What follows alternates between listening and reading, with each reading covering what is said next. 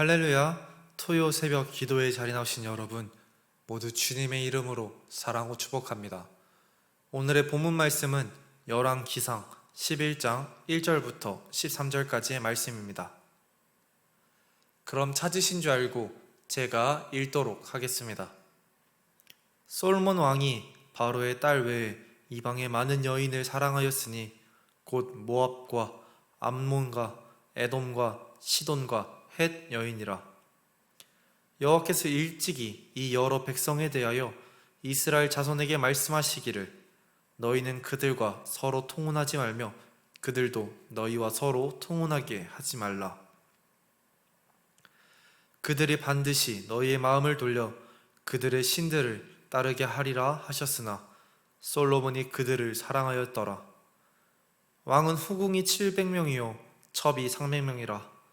그 여인들이 왕의 마음을 돌아서게 하였더라. 솔로몬의 나이가 많을 때에 그의 여인들이 그의 마음을 돌려 다른 신을 따르게 하였으므로 왕의 마음이 그의 아버지 다윗의 마음과 같지 아니하여 그의 하나님 여호와 앞에 온전하지 못하였으니 이는 시돈 사람의 여신 아스다롯을 따르고 암몬 사람의 가증한 밀곰을 따름이라. 솔로몬이 여호와의 눈앞에서 악을 행하여 그의 아버지 다윗이 여호와를 온전히 따름과 같이 따르지 아니하고 모압의 가증한 금오스를 위하여 예루살렘 앞산에 산당을 지었고 또 암몬 자손의 가증한 몰록을 위하여 그와 같이 하였으며 그가 또 그의 이방 여인들을 위하여 다 그와 같이 한지라. 그들이 자기의 신들에게 분향하며 제사하였더라. 솔로몬이 마음을 돌려 이스라엘의 하나님 여호와를 떠나므로 여호와께서 그에게 진노하시니라. 여호와께서 일찍이 2번이나 그에게 나타나시고 이 일에 대하여 명령하사 다른 신을 따르지 말라 하셨으나 그가 여호와의 명령을 지키지 않았으므로 여호와께서 솔로몬에게 말씀하시되 내게 이러한 일이 있었고 또 내가 내 언약과 내가 내게 명령한 법도를 지키지 아니하였으니 내가 반드시 이 나라를 내게서 빼앗아 내 신하에게 주리라. 그러나 내 아버지 다윗을 위하여 내 세대에는 이 일을 행하지 아니하고 내 아들의 손에서 빼앗으려니와 오직 내가 이 나라를 다 빼앗지 아니하고 내 종 다윗과 내가 택한 예루살렘을 위하여 한 지파를 내 아들에게 주리라 하셨더라. 아멘. 저는 오늘의 말씀을 묵상하며 타락의 길을 걷는 솔로몬에 대해 묵상하게 되었습니다. 성경은 오늘의 말씀의 주제를 솔로몬의 마음이 여호와를 떠나다라고 이야기합니다. 분명 솔로몬의 집권 초기에는 솔로몬을 향하여 여호와를 사랑하는 자, 다윗의 법도를 행하는 자 이런 칭호가 붙어 있었습니다. 그러나 솔로몬은 하나님께서 분명히 금지하셨던 이방 여인들과의 결혼을 집권 초기로부터 정치적 동맹이라는 핑계로 바로의 딸과 결혼함으로 어겼습니다. 그래도 솔로몬의 첫 번째 아내가 이방 여인이었음에도 솔로몬이 하나님을 신실하게 잘 섬기며 성전도 잘 건축했기에 솔로몬이 계속 하나님을 잘 섬기며 안정적인 통치를 할 줄 알았습니다. 그러나 하나님 앞에 단단히 조여져 있었던 솔로몬의 마음이 그가 먹고 살만한 상황이 되자 그의 통치 후반기에 접어들게 되자 점점 천천히 느슨한 마음을 가지게 되었습니다. 그렇게 시간이 흘러 솔로몬은 바로의 공주와의 결혼을 오랜 시간 지속하였음에도 우상 숭배하지 않고 하나님을 잘 섬겼던 그 경험들을 통하여 그의 마음에 안일함이 찾아오게 되었습니다. 긴 시간이 흘러 솔로몬의 통치 후반기의 모습을 보면 바로의 딸 외에 이방의 많은 여인을 사랑하였다라고 성경은 증언하고 있습니다. 그동안 아무런 문제 없이 하나님을 잘 섬기던 솔로몬의 그 마음속에 허점이 생기게 되었고 그 틈을 통하여 많은 이방 여인들이 들어오게 되었던 것입니다.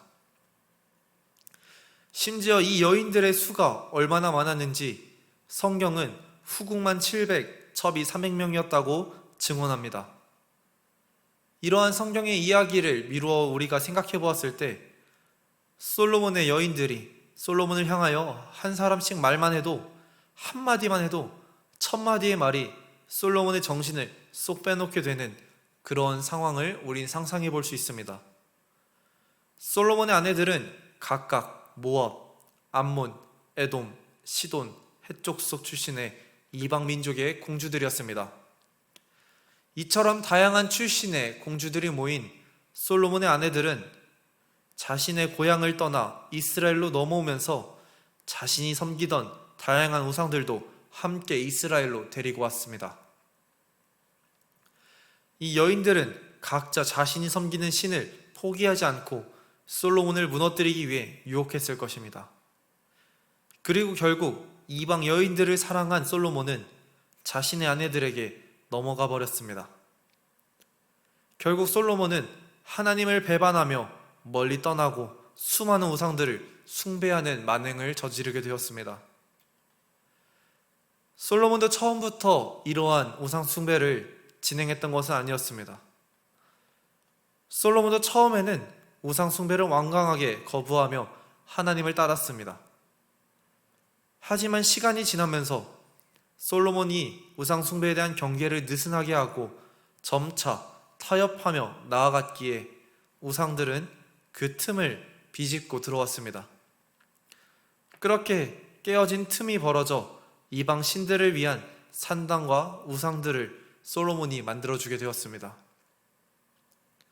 결국 솔로몬의 말년은 솔로몬 자신의 마음의 문을 완전히 열어버린 것입니다.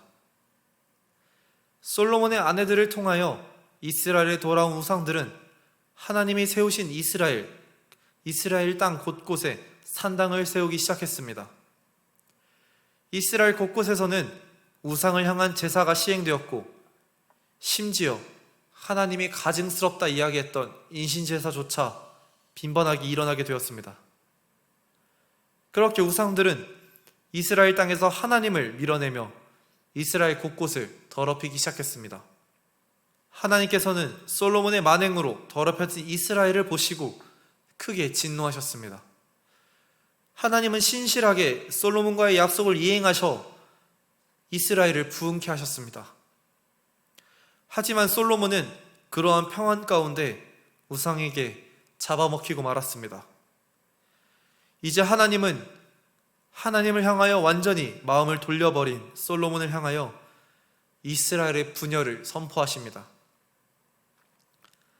결국 솔로몬은 자신의 지혜를 의지하여 하나님의 말씀을 어기면서까지 주변 국가들과의 정략적 결혼을 실행하였고, 동맹국의 눈치를 보며 우상 숭배의 길로 접어들게 되어 하나님을 완전히 떠나게 되었습니다.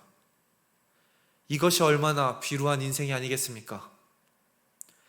솔로몬은 처음에 자신의 사랑하는 여인들의 청을 듣기 위해 우상 숭배를 도왔을 뿐이지만, 그의 말년은 그가 나서서 우상 숭배를 하고 있었습니다. 솔로몬은 자신의 지혜의 근원이 어디서 오는지 분별하지 못한 채 자신이 가지고 있는 그 지혜를 의지하여 자신이 지닌 모든 것을 잃게 될 처지에 처하게 되었습니다. 솔로몬은 한 번에 하나님께 완전히 등을 돌리지 않았습니다. 아주 조금씩, 아주 서서히 그의 마음에 자기 자신을 신뢰하고 자기 마음대로 하고 싶었던 그 마음들이 언젠가 크게 자라게 되어 결국 하나님을 떠나 멸망의 길을 걷게 된 것입니다. 지금 여러분의 마음엔 어떠한 것이 자리를 잡고 있으신지요? 오늘의 말씀을 함께 묵상한 여러분들은 서로의 마음을, 자신의 마음을 한번 돌아보는 시간을 가졌으면 좋겠습니다. 우리의 마음속에 하나님을 떠나게 하는 작은 씨앗이 있다면, 나의 평화를 위해 남들과 타협하고자 하는 작은 타협점이 있다면, 그 작은 씨앗을 하나님 앞에 내려놓는 여러분이 되시길 예수님의 이름으로 기도하겠습니다.